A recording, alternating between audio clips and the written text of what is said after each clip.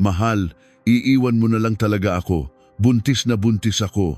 Pagmamakaawa ni Elena habang nakakapit sa laylayan ng damit ng kanyang asawang si Marco sa may pintuan ng kanilang kondominium.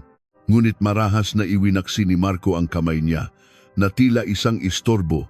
Sa gilid, ang biyenan niyang si Aling Remedios ay taas noong nagsusuot ng mamahaling salamin habang nakatingin sa salamin at humalakhak. Hoy Elena, matuto ka namang lumugar sa sarili mo. Sa tingin mo ba, may karapatan ang isang hampas lupang katulad mo na sumama sa bakasyon ng mga amo niya? Si Marco naman, sinulyapan ng malaking tiyan ni Elena at ngumisi ng mapakla. Dapat lang siyang magbantay ng bahay. Habang wala ang mga may-ari, huwag kang aalis. Linisin mong mabuti ang bawat sulok. Umalis ang tatlo na nagtatawanan at isang butil ng luha ang pumatak mula sa mga mata ni Elena patungo sa sahig. Ngunit lingid sa kanilang kaalaman, ang biyaheng iyon ay hindi isang marangyang bakasyon, kundi isang one-way ticket patungo sa impyernong hindi na nila matatakasan. Isang itim na SUV na minamaneho ni Teresita Tessie Reyes na galing pa ng Batangas ang marahang pumasok sa parking lot ng isang bagong kondominium sa Bonifacio Global City. Pagbaba ni Tessie mula sa driver's seat, binuksan niya ang likod ng sasakyan at isang malamig na hangin ang sumalubong sa kanya mula sa isang malaking cooler. Mahigpit na hinawakan ni Tessie ang hawakan nito at bumulong sa sarili. Naku, ang bigat naman nito, siguro dahil sa paborito ng Elena kong adobo at kare-kare. Parang bato sa bigat. Inayos ni Tessie ang nagulo niyang buhok habang nakatingin sa salamin ng elevator. Matagal-tagal ko ring hindi nakita ang anak ko. Ayos lang kaya siya. Pamilyar na pinindot ni Tessie ang passcode ng pinto na ibinigay sa kanya ni Elena. Isang masayang tunog ang narinig mula sa digital lock at maluwag na binuksan ni Tessie ang pinto. Elena, anak, nandito na si Mama! Ngunit ang masayang boses ni Tessie ay biglang naputol pagpasok niya. Ang amoy sa loob ay hindi amoy ng isang tahanang may nakatira. Isang masangsang na amoy ng amag at maasim na basura ang sumaksak sa ilong ni Tessie. Tinakpan niya ang kanyang ilong at napakunot noo. Anong amoy ito, Elena? Bakit hindi mo man lang buksan ang mga bintana? Pagpasok ni Tessie sa sala, nanlaki ang kanyang mga mata. Si Elena, na 32 linggo ng buntis at tila bundok na ang tiyan, ay gumagapang sa sahig. May hawak siyang maruming basahan sa magkabilang kamay at pinupunasan ng sahig gamit ang kanyang mga tuhod, tagaktak ang pawis. Ang mabigat na cooler na hawak ni Tessie ay bumagsak sa sahig. Sa lakas ng kalabog, nagulat si Elena at napalingon. Mama. Pilit na sinubukan ni Elena na tumayo, ngunit nawalan siya ng balanse at muntik nang matumba. Mabilis na tumakbo si Tessie kahit hindi pa nakakapaghubad ng sapatos at inalalayan ng anak. Anong ginagawa mo? Bakit ka gumagapang sa sahig sa kalagayan mong iyan? Ang mga braso ni Elena na nahawakan ni Tessie ay butot balat, ngunit ang kanyang mga binti at paa ay manas na parang paa ng elepante. Ang ibabaw ng kanyang mga kamay ay bitak-bitak at nagdurugo, marahil dahil sa matapang na sabon. Hinablot ni Tessie ang kamay ng anak at sumigaw. Anong nangyari sa mga kamay mo? Bakit hindi ka gumamit ng guwantes? Dali-daling itinago ni Elena ang kanyang mga kamay sa likod at sumagot ng pabulong. Wala po ito, Mama. Ehersisyo lang. Bawal daw kasing gumamit ng vacuum. Maingay. Sinong nagsabing maingay? Hindi ba't mag-isa ka lang dito sa malaking bahay na ito? Napadako ang tingin ni Tessie sa isang dilaw na post-it note na nakadikit sa ref. Isang pangit na sulat kamay ang tila sumaksak sa kanyang mga mata. Ang asong bantay bahay, dapat tahimik lang sa bahay. Linisin mo bawat sulok hanggang walang alikabok. Marahas na tinanggal ni Tessie ang papel at nanginig sa galit. Asong bantay bahay. Anong ibig sabihin nito? Tinatawag ka ba nilang aso? Yumuko si Elena at hindi na nakapagsalita, Tanging mga luha na lamang ang patuloy na tumutulo mula sa kanyang mga mata. Mabilis na lumapit si Tessie at padabog na binuksan ang pinto ng ref. Nasaan na ang mga pagkain? Hindi ba't binigyan kita ng pera noong nakaraang buwan para mamalengke? Ang loob ng ref ay halos walang laman, maliban sa isang karton ng expired na gatas at ilang piraso ng inaamag na tinapay sa isang sulok. Kinuha ni Tessie ang inaamag na tinapay at ibinato sa sahig. Ito ang kinakain mo.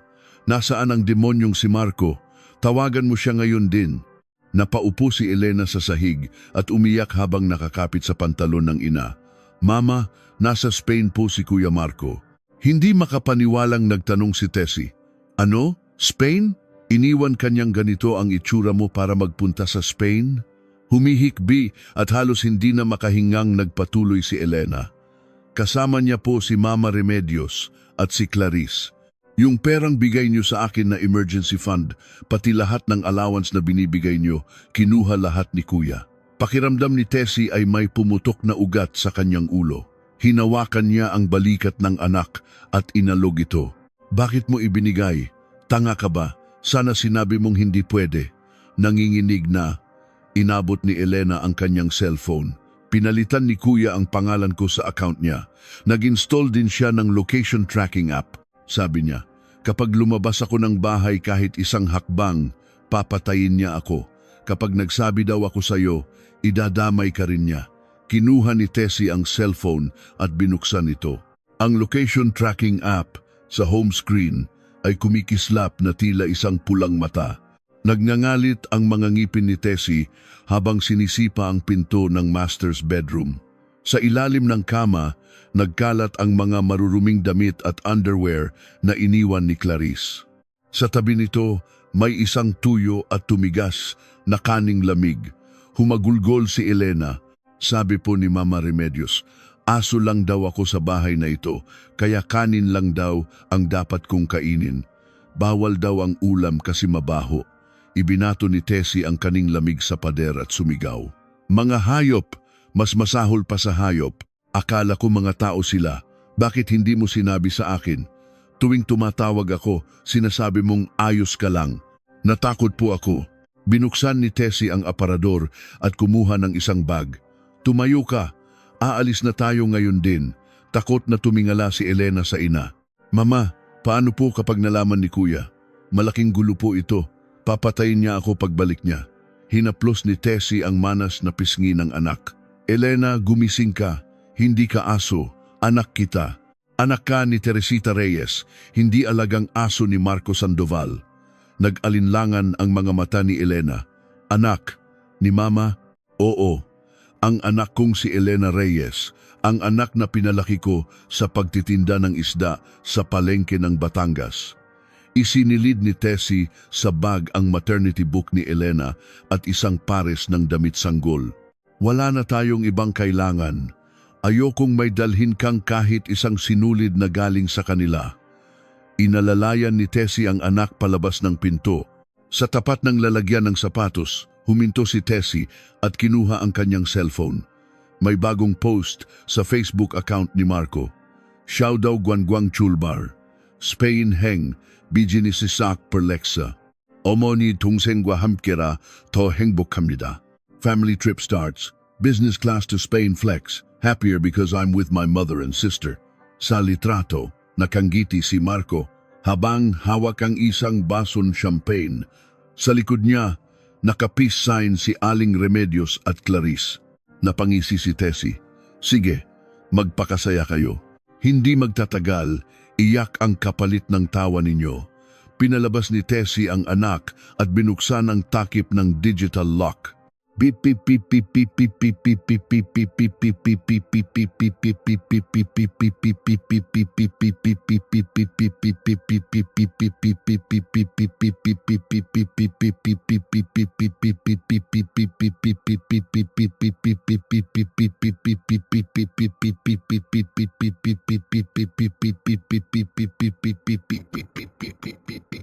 Pinalitan ni Tessie ang password at isinara ang pinto ng malakas. Wala nang sinuman ang makakatapak sa bahay na ito. Habang pababa sa elevator, tinawagan ni Tessie ang isang real estate agent. "Hello, ako si Teresita Reyes, nanay ng umuupa sa Unit 1200. Tawagan mo ang may-ari ng unit ngayon din." Ang boses ni Tessie ay kasing lamig ng yelo.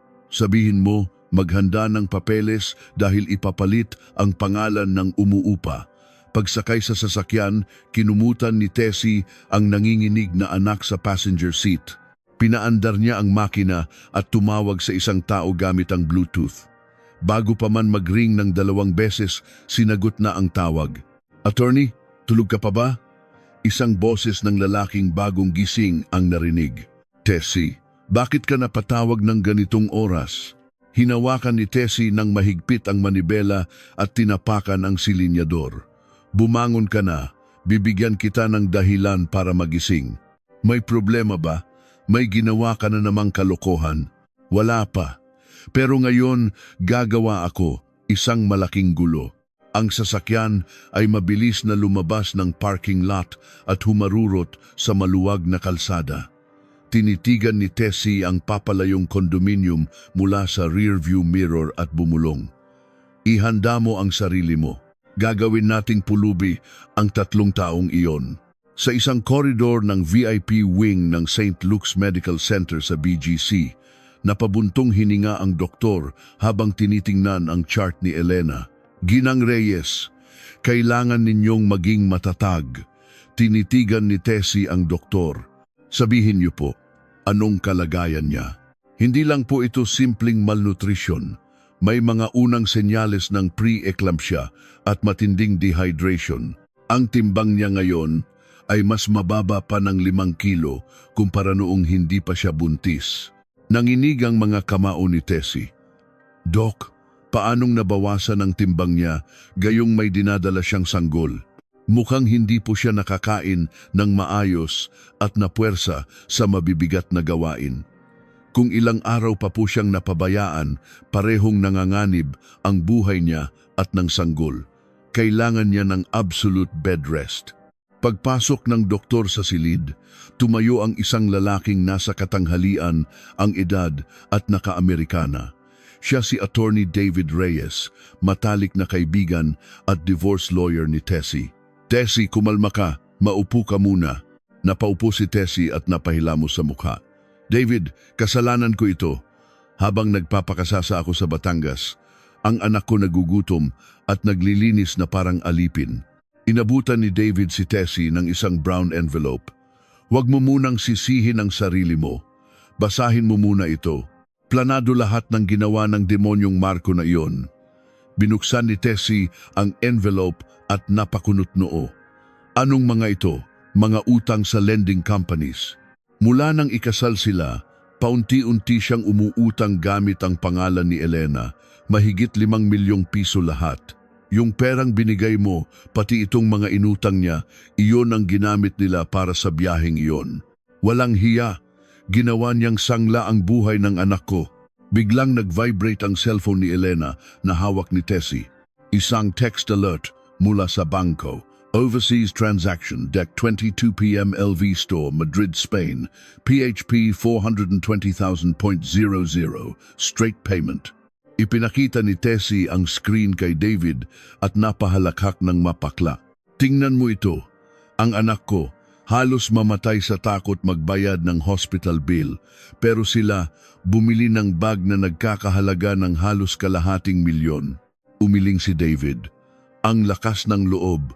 Siguradong credit card ni Elena ang ginamit. Oo, siguradong tuwang-tuwa sila ngayon. Narinig nila ang pagubo ni Elena mula sa loob ng silid. Mabilis na pumasok si Tessie, nakahiga si Elena, napapalibutan ng mga tubo ng dextrose at maputla ang mukha. "Mama," hinawi ni Tessie ang buhok ng anak. "Nandito lang si Mama. Nauuhaw ka ba?" Umiling si Elena at may kinuha ilalim ng unan isang lumang kwaderno. "Mama, ibigay mo po ito kay Tito David." "Ano ito?" "Listahan ng gastos at diary ko po. Lahat ng ginawa nila sa akin, nakasulat diyan." Binuksan ni Tessie ang kwaderno. Ang mga pahina ay puno ng pangit na sulat at mga mantsa ng luha. Pinaglinis na naman ako ni Mama Remedios. Sabi ko, masakit ang tiyan ko pero binuhusan ako ni Clarice ng tubig na iniinom niya. Kinuha ni Clarice lahat ng makeup ko. Sabi niya, mumurahin daw kaya nagka-rashes siya tapos sinampal niya ako.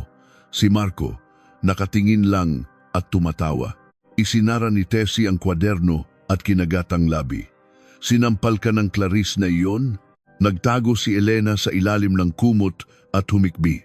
Sabi po ni Kuya, kapag sinaktan ako ng kapatid niya, dapat daw tanggapin ko lang ng may pasasalamat para daw mapanatili ang kaayusan sa bahay. Niyakap ni Tessie ang anak. Sige na, wag mo nang ituloy, naintindihan ko na. Hinintay niyang makatulog si Elena bago siya lumabas ng silid. Sa dulo ng pasilyo, may tinawagan si Tessie. Tita, napatawag po kayo. Isang boses ng binatang lalaki ang narinig. Ang pamangkin niyang si Miguel na may travel agency sa Spain. Miguel, busy ka ba? Hindi naman po, tita. Bakit po? Nakita mo ba yung mga litratong sinend ko? Isang lalaki, 2 babae, nasa Madrid sila ngayon. Ah, opo, nakita ko po. Ang gagara ng porma. Ah, pupunta silang Barcelona mamayang gabi. Kailangan mong buntutan sila. Siege po. Surveillance? Hindi lang basta surveillance. Kuhanan mo ng litrato, lahat pagkain, tulugan, bawat sentimong gagastusin nila. I-report mo sa akin pati paghinga nila. Walang problema, tita. Alam nyo namang ako ang hari ng impormasyon dito. Teka tita, sino po ba sila? Nagningas ang mga mata ni Tessie. Mga linta na sumipsip sa dugo ng anak ko. At bago ko sila tanggalin, bubudburan ko muna sila ng asin. Pagkababa ng tawag, umalingaw-ngaw na naman ang cellphone ni Elena, ang caller ID, amo ko, si Marco. Pinindot ni Tessie ang record button at inilagay sa speakerphone. Hello. Walang nagsalita si Tessie. Mula sa kabilang linya, narinig ang irritabling boses ni Marco. Hoy, Elena, bakit hindi mo sinasagot ang tawag ko? Sabi ko manatili ka lang sa bahay. Ah, lumabas ka ba? Nanatiling tahimik si Tessie. G, go ka ba talaga? Nag-overlimit na ang card. Itaas mo ang limit ngayon din. Pinapahiya mo ako dito sa store. Sumingit ang boses ni Aling Remedios. Marco, sabihin mo sa kanya ng diretsyo. Gusto kong bumili ng bag. Bakit sasabihing walang pera? Sumigaw ulit si Marco. Narinig mo? Kapag nagalit si Mama, lagot ka sa akin pag-uwi natin. Ang asong bantay bahay, kapag hiningan ng pagkain ng amo, hindi dapat tumatanggi.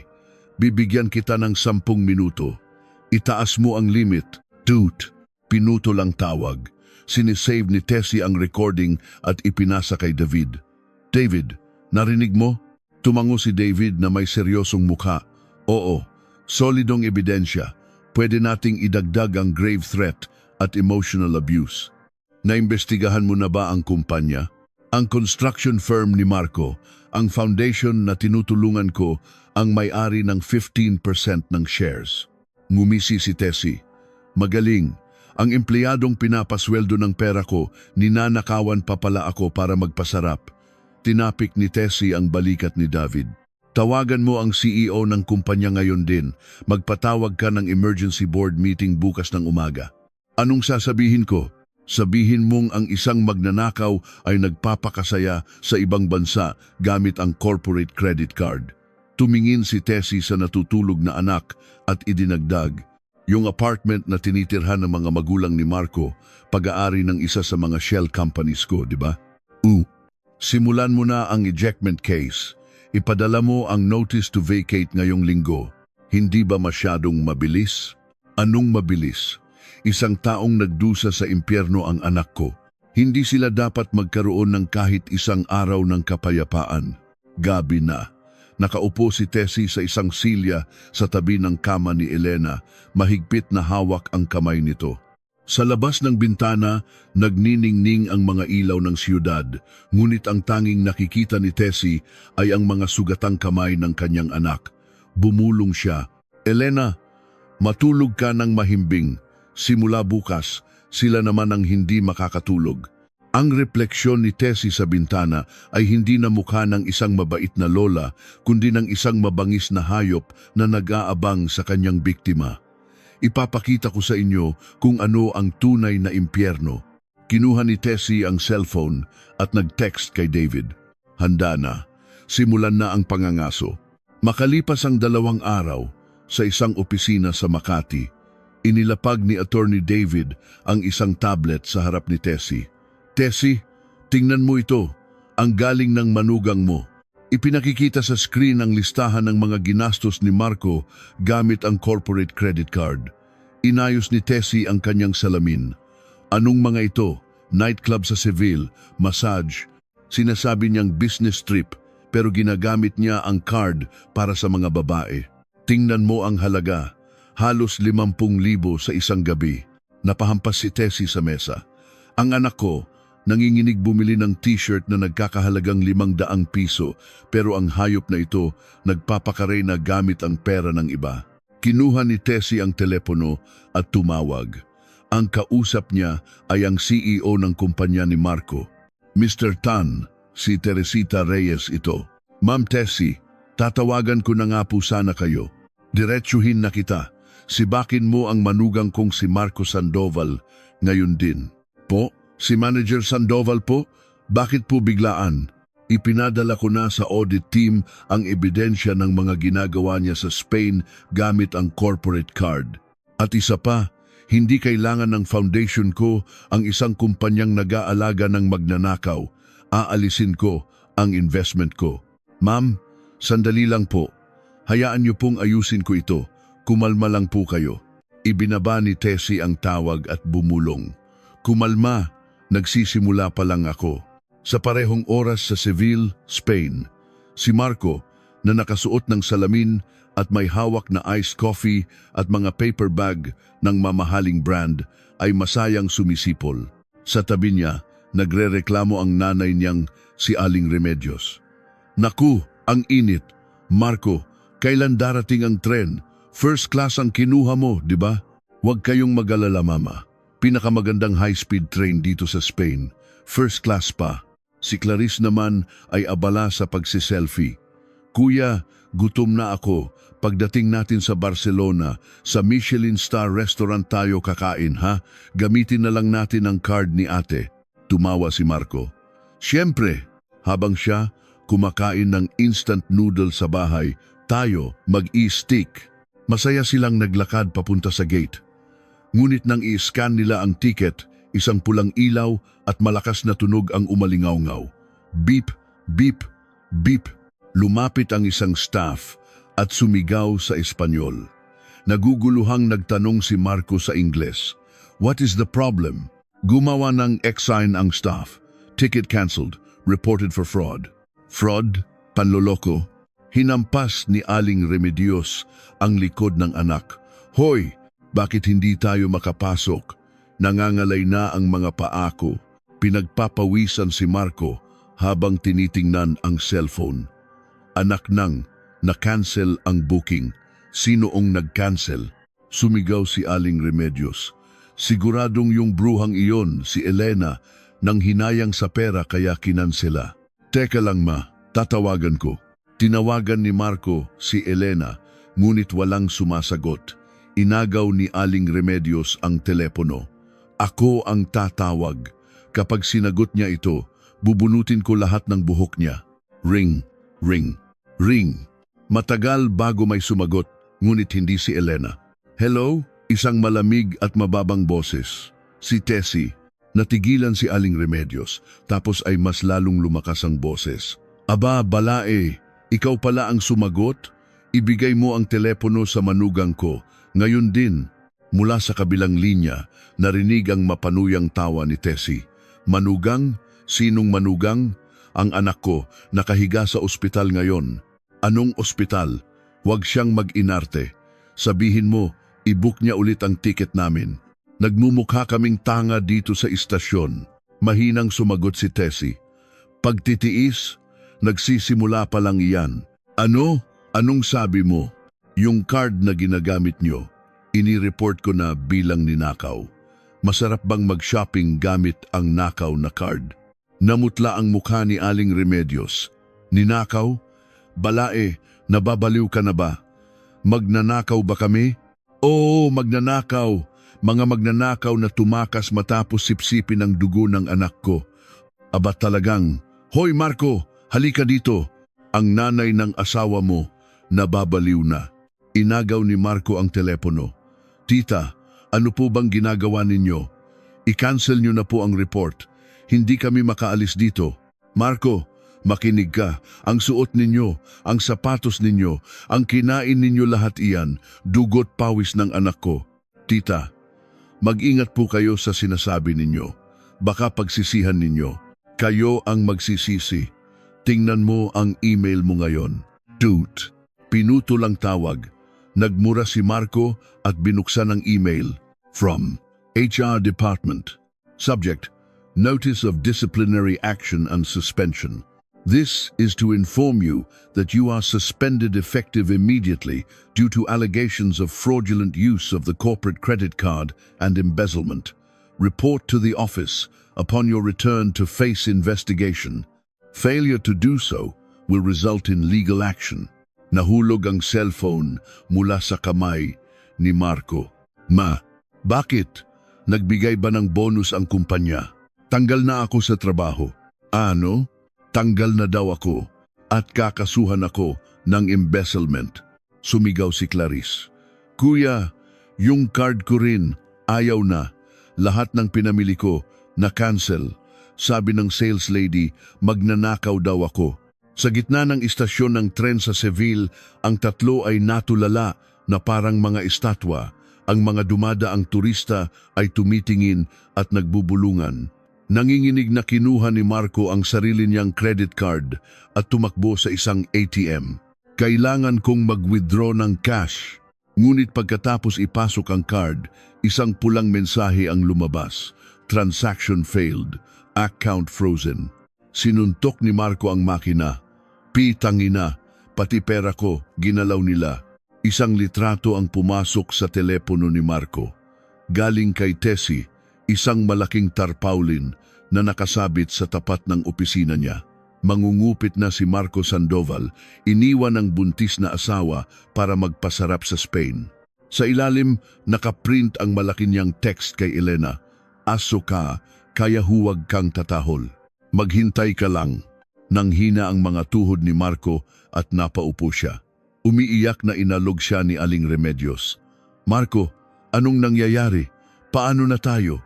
May matutulugan ba tayo ngayong gabi? Wala sa sariling bumulong si Marco. Wala na. Siguradong kanselado na lahat. Ano? Ibig sabihin, sa kalye tayo matutulog. Gusto talaga tayong patayin ng nanay niya. Sa parehong oras sa Maynila, nakatayo si Tessie sa tabi ng bintana, nakatingin sa isang orasan na nakaset sa oras ng Spain. Si Elena, na nasa wheelchair, ay hinawakan ang kamay ng ina. Mama, nakausap mo po si Kuya? Tumango si Tessie. Oo, mukhang nagsisimula na silang maintindihan ang sitwasyon. Galit na galit po siguro si Mama Remedios. Masuwerte na sila kung may lakas pa silang magalit. Malapit na silang magutom.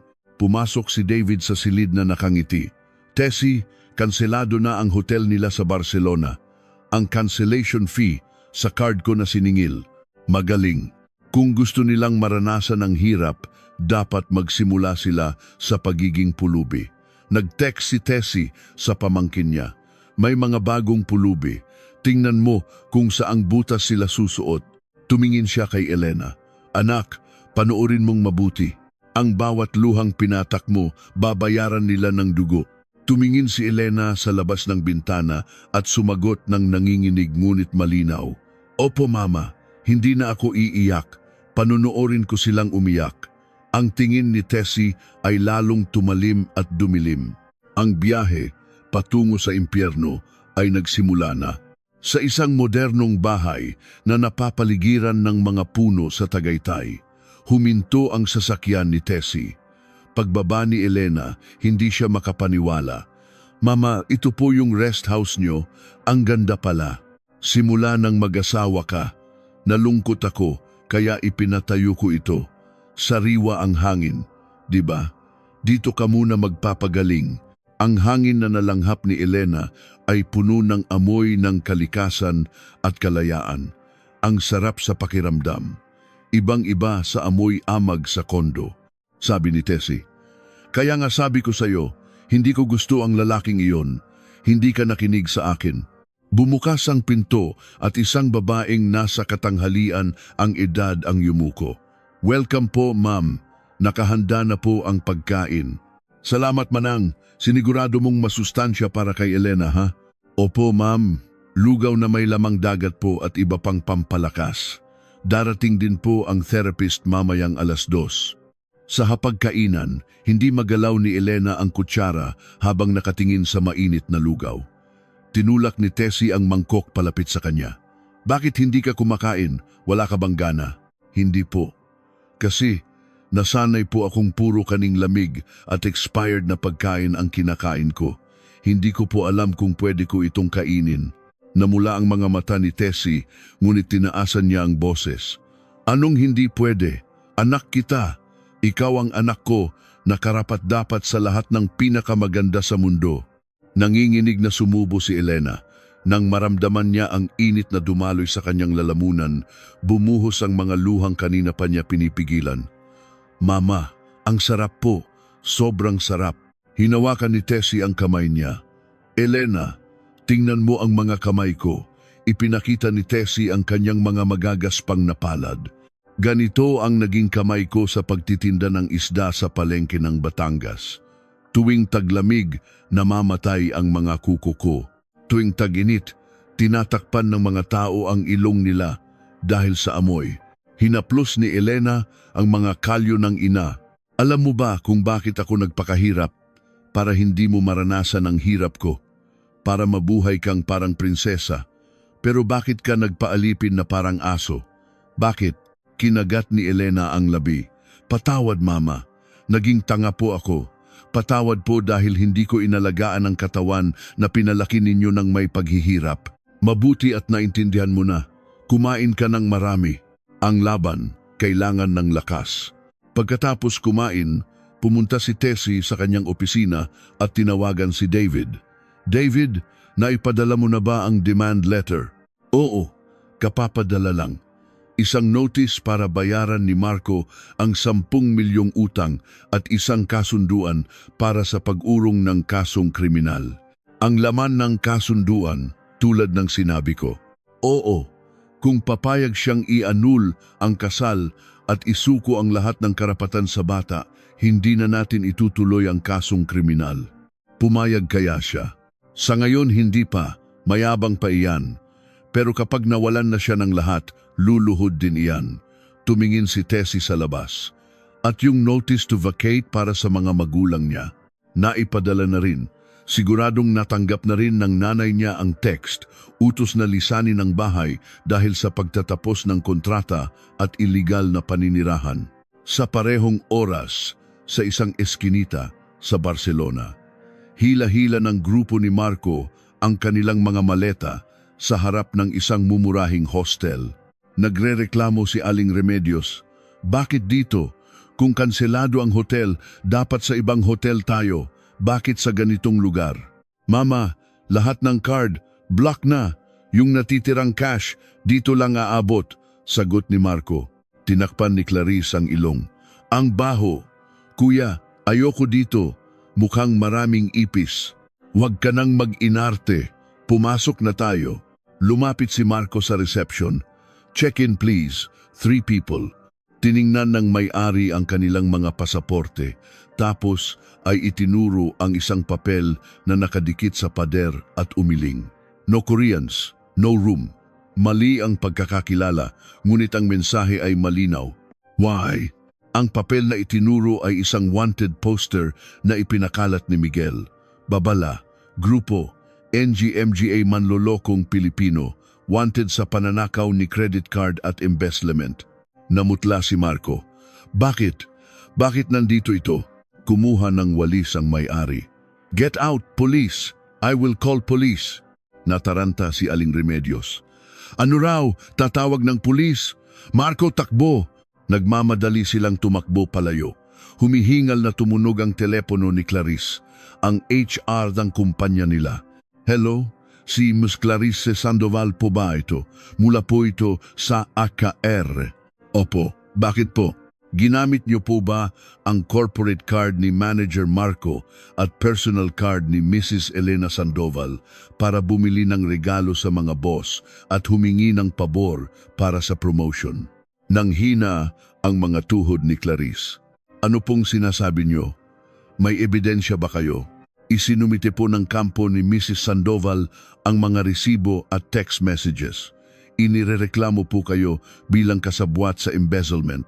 Pag-uwi nyo, dumiretso po kayo sa presinto. Ang termination nyo po ay aprobado na. Ha? Teka, hello? Nang maputol ang tawag, napaupo si Clarice at humagulgol. Mama, tanggal na ako sa trabaho. Sinumbong lahat ni ate. Paano na ako? Napaiyak na rin si Aling Remedios. Diyos ko, anong kamalasan ito? Dahil sa maling pagpili ng manugang, nasira ang buong pamilya natin.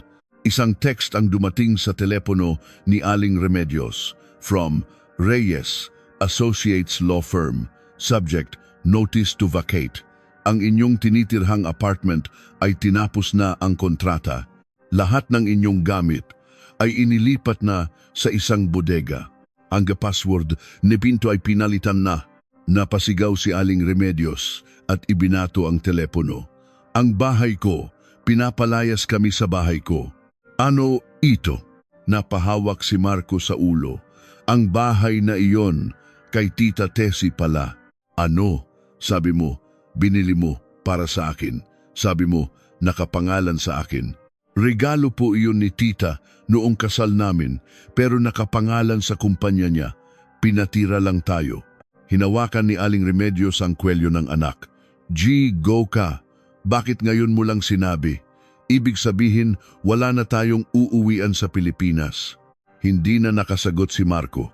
Sa hardin ng rest house sa Tagaytay, hinahaplos ni Elena ang kanyang tiyan. Naramdaman niya ang pagsipa ng sanggol. Baby, patawarin mo si Mama. Dahil mahina ako, nahirapan ka tuloy.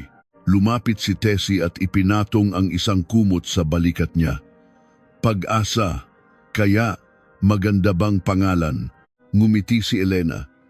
Pag-asa, medyo luma, pero maganda, gusto ko. May inilabas na envelope si Tessie. Annulment petition. Inilipat ko na lahat ng ari-arian ko sa isang trust fund.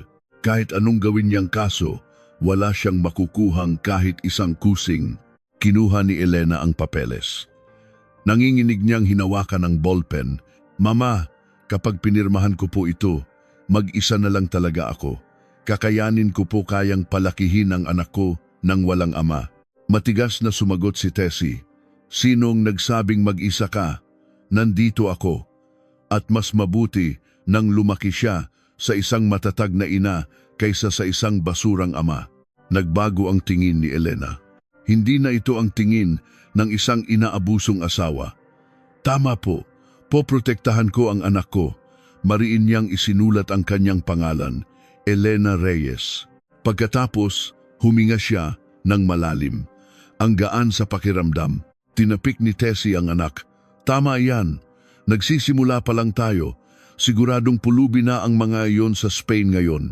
Tumingin si Elena ng diretsyo. Mama, ayoko na pong maging asong bantay bahay. Magiging isang leona ako. Isang leona na kakagatin ang sinumang gagalaw sa anak ko. Ngumiti si Tessie. Ayan ang anak ko. Ang papalubog na araw ay nagbigay ng kulay pulang sinag na tila isang babala sa paparating na kapahamakan para sa pamilya Sandoval. Kinuha ni Tessie ang telepono at nag-utos sa kanyang sekretarya. Miss Santos, tawagan mo ang Philippine Embassy sa Spain. Hindi para humingi ng tulong para sa mga Pilipino, kundi para i-report ang mga kriminal na dapat bantayan. Sa isang madilim na eskinita sa Barcelona, sa isang sulok na hindi abot ng ilaw, 3 tao ang nakaupo sa ibabaw ng mga karton, suot pa rin ang kanilang mga mamahaling damit. Umiiyak si Clarice. Kuya, gusto ko nang umuwi. Ang baho dito, nasusuka ako. May nakita akong daga kanina. Tinitigan siya ni Marco. Tumahimik ka nga.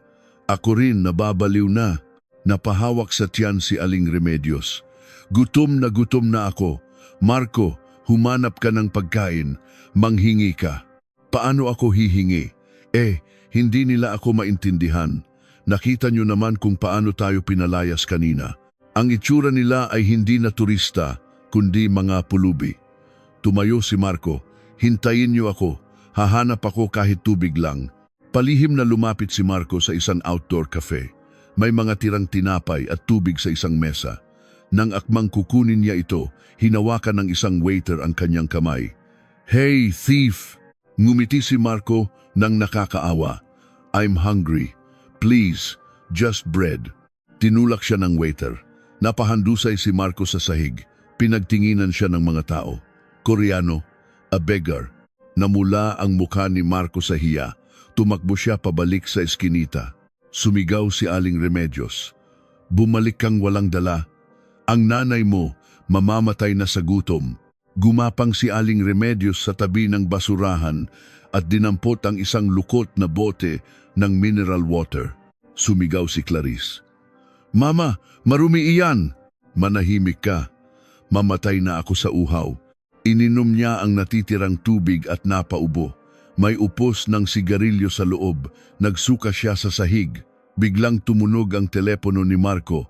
"Mama Tessie." Sinagot niya ito. "Hello po, tita." Narinig ang malamig na boses ni Tessie. "Parang wala kang lakas.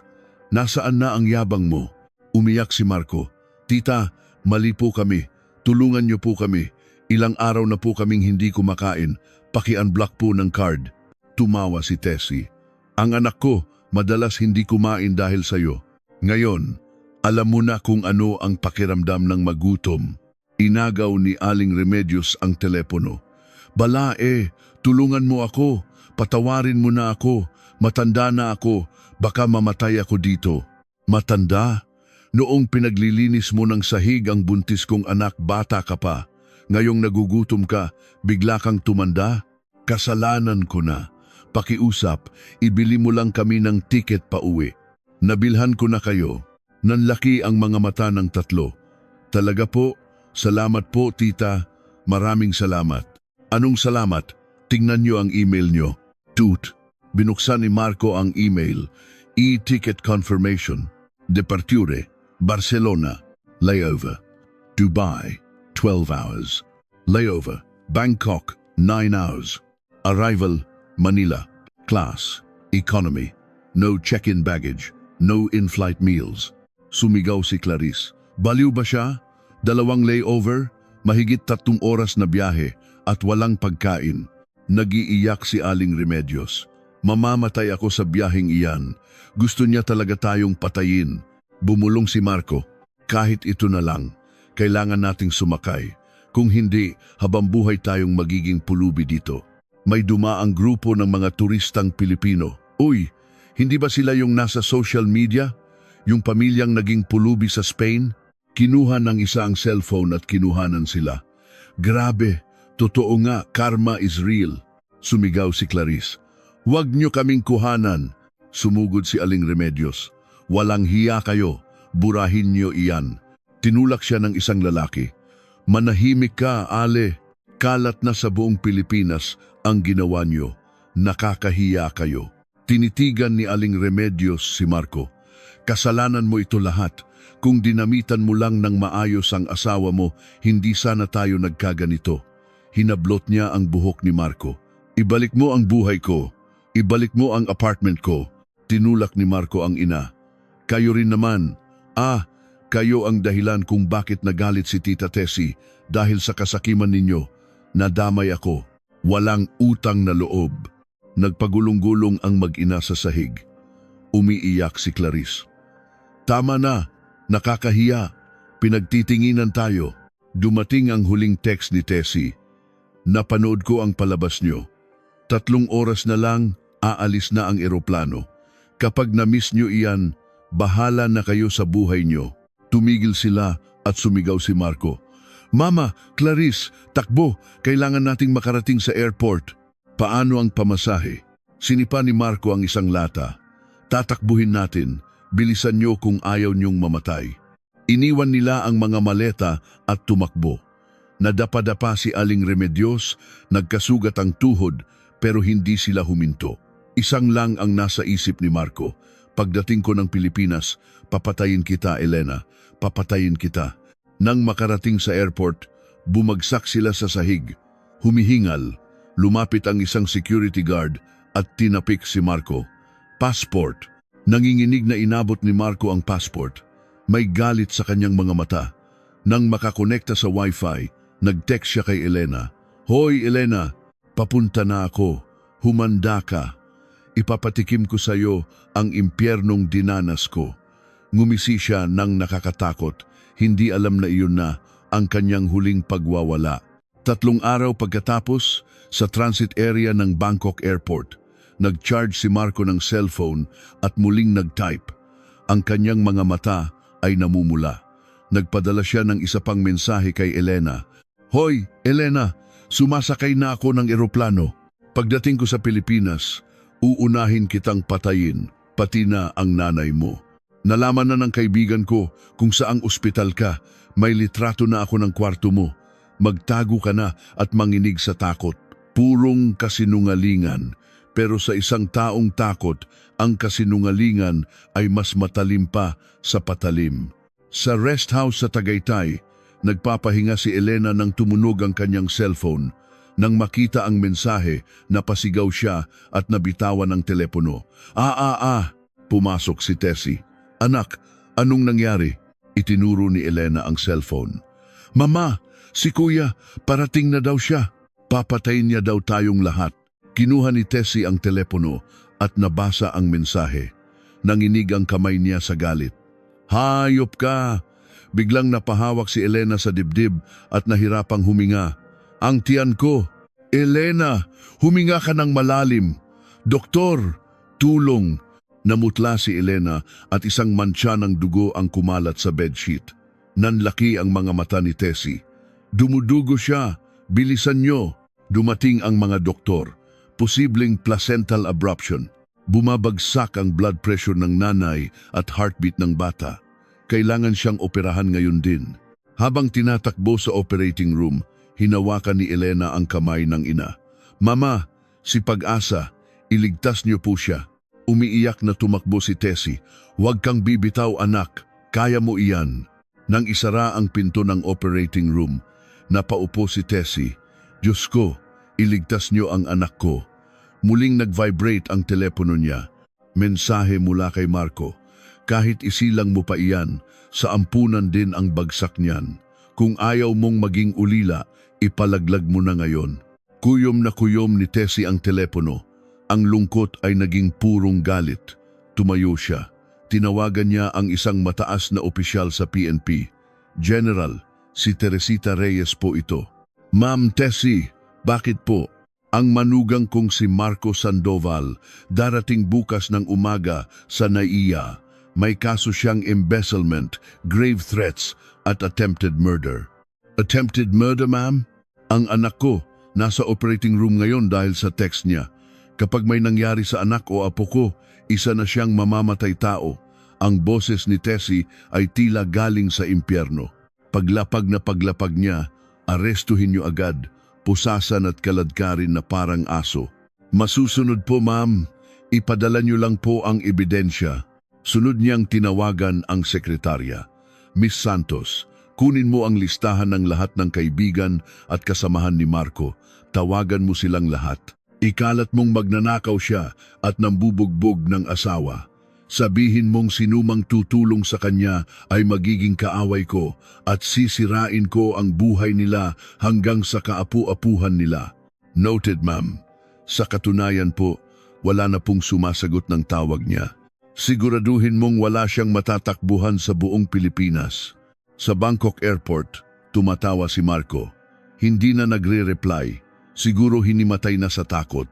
Sumakay sila sa eroplano. Ang upuan nila ay sa pinakalikod sa tapat ng banyo. Amoy alak at hindi naligo, nagreklamo ang mga katabi nilang pasahero. Hindi alam ni Marco na ang eroplanong sinasakyan niya ay hindi pa uwi kundi diretso sa kulungan. Sa ospital, lumipas ang mga oras. Narinig ni Tessie ang isang mahinang iyak mula sa loob. Uhaa, uhaa, lumabas ang doktor, nakangiti. Congratulations po, isang magandang baby girl. Delikado po ang lagay ng nanay pero nalagpasan na po niya. Napaupo si Tessie at humagulgol sa pasasalamat. Sumisikat na ang araw. Ang oras ng paghuhukom ay dumating na. Tinawagan niya ang sekretarya. Miss Santos, ihanda mo ang sasakyan. Saan po tayo, ma'am? Sa NAIA. Tumingin siya sa pinto ng operating room. Elena, anak, magpagaling ka. Lilinisin lang ni mama ang basura. Ang tunog ng kanyang takong ay tila orasan na nagbibilang sa mga huling sandali ng kalayaan ni Marco. Tapos na ang giyera. Oras na para sa parusa. Lumabas ang isang nurse na may dalang incubator. Sa loob, isang maliit na sanggol. Hinaplos ni Tessie ang salamin. Apo, nandito na si Lola, ang galing mo. NAIA Terminal 1. Bumukas ang pinto at lumabas ang tatlong maruruming tao. Hinalikan ni Marco ang sahig. Pilipinas, buhay ako, humanda ka na Elena. Napansin ni Clarice ang dami ng pulis. Kuya, bakit ang daming pulis? Hinarang sila ng isang opisyal, Mr. Marco Sandoval. Oo, bakit? Ipinakita ng opisyal ang warrant. Inaaresto ka namin para sa kasong economic abuse under RA 9262, grave threats at embezzlement. Ano? Aresto. Mabilis siyang pinusasan. Click! Bitawan niyo ako. Alam niyo ba kung sino ang biyenan ko? Si Teresita Reyes. Mula sa likod ng mga pulis, lumitaw si Tessie. Tita, tulungan niyo po ako. Tinanggal ni Tessie ang salamin. Sinong tita? Wala akong manugang na kriminal. Sinubukang yakapin ni Marco ang binti niya, ngunit sinipa niya ito. Huwag mo akong hawakan, marumi ka. Sumugod si Aling Remedios. Hayop ka! Anong ginawa ng anak ko? Mabilis siyang pinigilan ng mga security. Ngumisi si Tessie. Yung apartment mo? Wala na yon. Ang mga gamit mo nasa bodega na.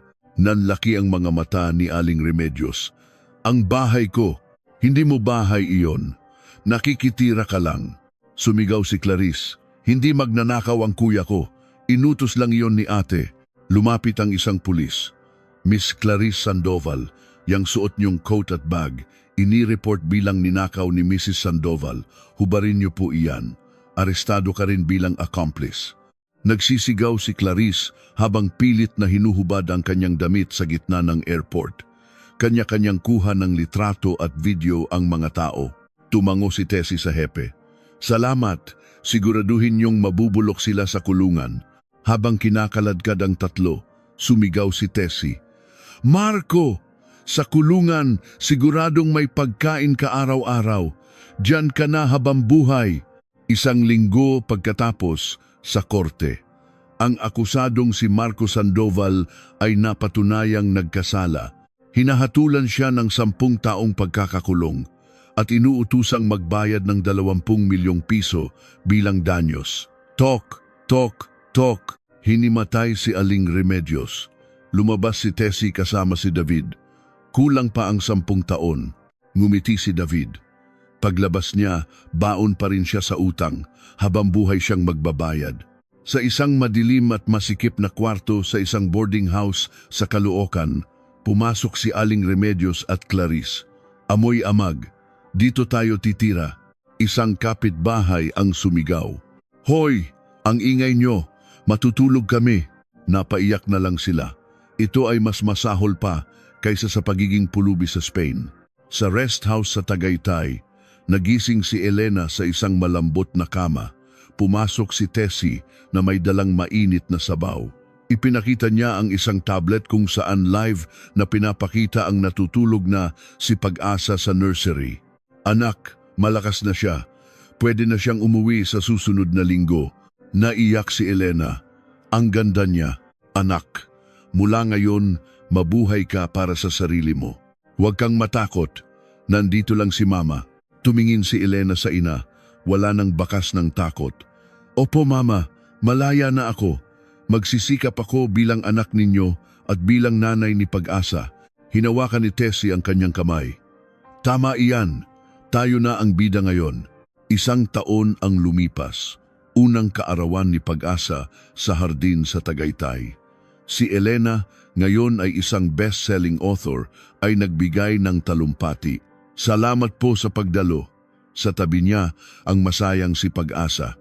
Sa Duljabi, isang tradisyong inadopt, isang ballpen ang pinili ni Pag-asa. Nagpalakpakan ang mga tao, magsusulat din tulad ng kanyang ina. Niyakap ni Elena ang anak. Ang ngiti niya ay kasing liwanag ng araw. Sa isang bangketa sa tabi ng istasyon ng LRT, nagtitinda ng gulay si Aling Remedios. Bili na kayo, suki, mura lang. Isang babae ang dumaan. Ang baho naman. Tinitingnan niya ang mga magagarang sasakyan. Dati, may ganyan din ako. Binilang niya ang kanyang mga barya. Gutom na ako. Kulang pa pambili ng lugaw. Dumating si Clarice, marumi rin ang itsura, may dalang mga disconnection notice. Ma, may pera ka? Pambili lang sa 7-Eleven. Saan ako kukuha ng pera? Wala pang ang benta. Wala na akong maipadala sa kuya mo. Nag-away ang mag-ina sa gitna ng daan, ngunit walang pumansin sa kanila. Sa bilibid, kinukuskos ni Marco ang inidoro gamit ang kanyang mga kamay. Hoy, Portit 85, ayusin mo ang paglinis. Sigaw ng isang kapwa bilanggo. Opo, sorry po. Sa TV, lumabas ang balita. Best-selling author na si Elena Reyes. Naglunsad ng bagong libro, Hindi na Ako, Isang Aso. Napahinto si Marco. Sa screen, nakangiti at matagumpay si Elena.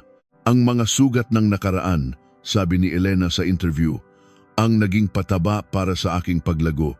Ngayon, isa na akong ina at ako na ang may-ari ng aking buhay. Tumulo ang luha ni Marco. Iyon ang asawa niya. Iyon ang buhay na sinayang niya. Naghihintay pa sa kanya ang 9 na taon sa kulungan at milyon-milyong utang paglabas. Sa isang sementeryo sa Batangas, dinalaw ni Tessie at Elena kasama si Pag-asa ang puntod ng yumaong asawa ni Tessie. Mahal, nandito na kami. Kasama ko ang anak at apo mo. Nag-alay ng bulaklak si Elena. Itay, ayos na po ako. Inalagaan po ako ni Mama. Tumingin si Tessie sa malayo. Anak, ipapasa ko na sa iba ang pamamahala ng mga negosyo ko. Gusto ko na lang alagaan si Pag-asa at ipagluto ka. Sa kanilang lumang bahay sa Batangas, naghahapunan sila sa isang papag, inihaw na liempo, sariwang gulay at sinigang. Kumakain si Elena na tila bata. Ang sarap, Mama. Ikaw na talaga ang the best. Ngumiti si Tessie habang pinupunasan ang kanin sa gilid ng bibig ni Pag-asa. Kumain ka lang anak, busog na ako makita ko lang kayong kumakain. Tumingin si Elena sa ina. Mama, salamat po sa pagligtas sa akin at sa hindi pagsuko. Anak, obligasyon ng isang ina na protektahan ang kanyang anak. Mahal kita, mahal din po kita Mama. Ang magaspang na kamay ng ina at ang ngayoy matatag na kamay ng anak ay nagkahawak. Ang dating asong bantay bahay ay may-ari na ng kanyang buhay. Ang dating Iron Lady ng Batangas ay isa ng masayang lola. Ang sakit ng kahapon ay naging pundasyon para sa isang magandang bukas, isang payapa at maningning na kinabukasan ang naghihintay sa kanila. Ang kwentong ito ay isang paalala na ang tunay na tagumpay ay hindi lamang nasa paghihiganti, kundi sa muling pagbangon at paghanap ng kapayapaan sa isang simpleng buhay. Ang pagmamahal ng isang ina ang nagsilbing ilaw sa pinakamadilim na gabi. Sa huli, ang kasamaan ay laging nagagapi at ang kabutihan ay namumukadkad sa isang panibagong umaga. Naway magsilbi itong inspirasyon at pag-asa sa lahat.